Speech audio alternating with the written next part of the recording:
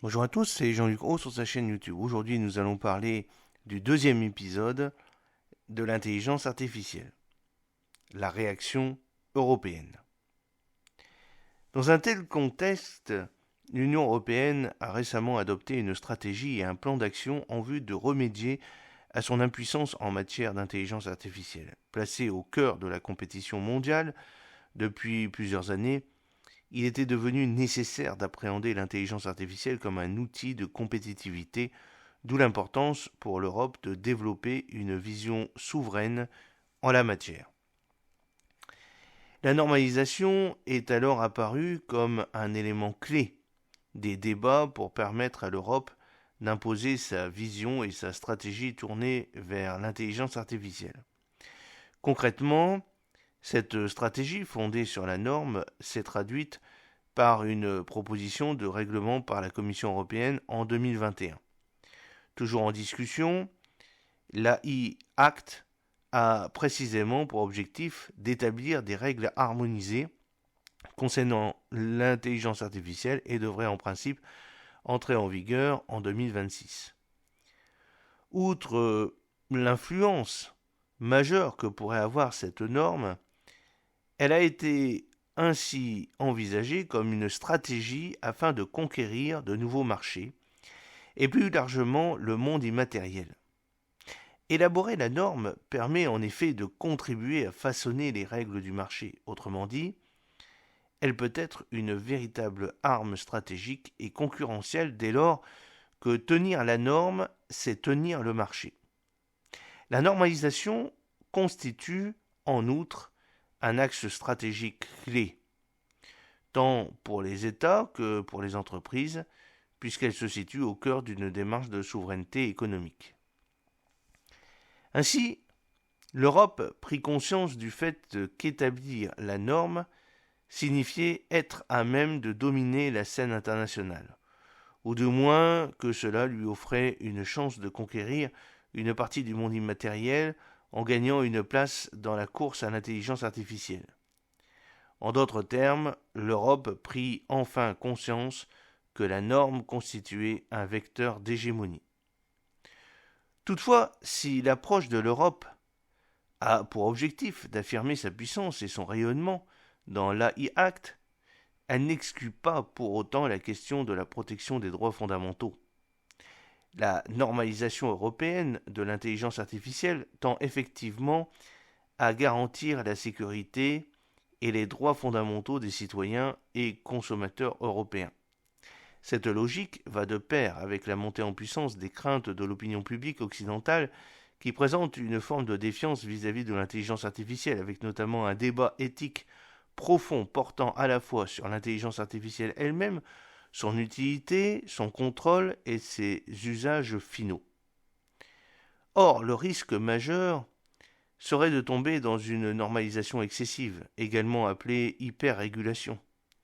Dans une telle hypothèse, la norme pourrait alors produire l'effet inverse et freiner l'Europe dans la poursuite de son objectif initial, faire en sorte que les nations européennes prennent une place dans la course à l'intelligence artificielle et rivalisent avec le leadership américain au moyen de la norme.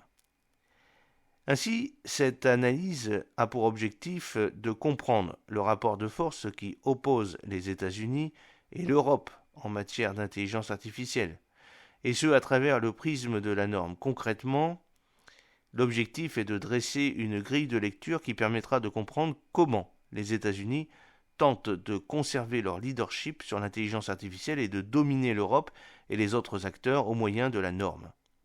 Enfin, cette petite vidéo a vocation à déterminer si l'AI Act permettra à l'Europe de conquérir une part du monde immatériel et de s'imposer comme acteur clé dans la course de l'intelligence artificielle. En 2019, un rapport fut publié par le Center for Data Innovation et avait pour objectif de déterminer le vainqueur de la course à l'intelligence artificielle. Pour ce faire, les rédacteurs de ce rapport suivirent une approche comparative entre la Chine, l'Union européenne et les États-Unis afin d'établir leur position dans cette course. 6 catégories de mesures furent étudiées. Le talent, la recherche, le développement, l'adoption de l'intelligence artificielle, les données et le matériel informatique. Et à l'issue de l'analyse, les États-Unis ressortaient largement en tête dans 4 des 6 catégories de paramètres examinés par rapport à cette recherche. Talent, recherche, développement et matériel informatique. Aujourd'hui, le paysage technologique est toujours incontestablement dominé par les États-Unis, leaders en matière d'intelligence artificielle. Plusieurs raisons expliquent ce leadership américain. D'abord, la Silicon Valley compte le plus grand nombre de startups spécialisées en intelligence artificielle, entre 12 000 et 15 000 en 2019. De plus, cette dynamique américaine est largement stimulée par la croissance sans précédent des GAFAM, Google, Apple, Facebook Meta, Amazon et Microsoft, qui incarnent un véritable vivier d'innovation. Au fil du temps, les États-Unis sont devenus le foyer de ces entreprises technologiques les plus prospères au monde. Ces géants de la tech ont rapidement compris le fait qu'un avantage mondial en matière d'innovation dans les domaines de l'intelligence artificielle pouvait être obtenu. Ainsi, la puissance économique des GAFAM contribua en grande majorité au monopole américain sur l'intelligence artificielle et à l'avance technologique considérable des États-Unis. Face à l'explosion de l'Internet et du numérique, ces géants américains ont été les premiers à réaliser un véritable saut technologique, ayant pour objectif de devenir les premiers fournisseurs d'intelligence artificielle. Cela leur a notamment permis d'acquérir des positions de force et de dominer le monde immatériel. Ils se sont alors imposés dans l'ensemble de la chaîne de valeur du numérique grâce à de nombreuses stratégies offensives. Concrètement, diverses politiques furent engagées dans le but d'assurer la mainmise américaine sur la recherche en matière d'intelligence artificielle. Grâce à d'importants moyens financiers liés à leur forte capitalisation boursière et à leur investissement dans l'innovation, les GAFAM ont notamment pu engager une politique d'accumulation massive de données, de matériel de pointe et de capacités de recherche et de développement. Ces grands groupes se sont en outre imposés à l'échelle mondiale dans une logique de conquête de nouveaux espaces. Aujourd'hui encore, ils continuent à assurer leur présence en dehors de leurs frontières en exerçant une stratégie de projection vers la sphère internationale.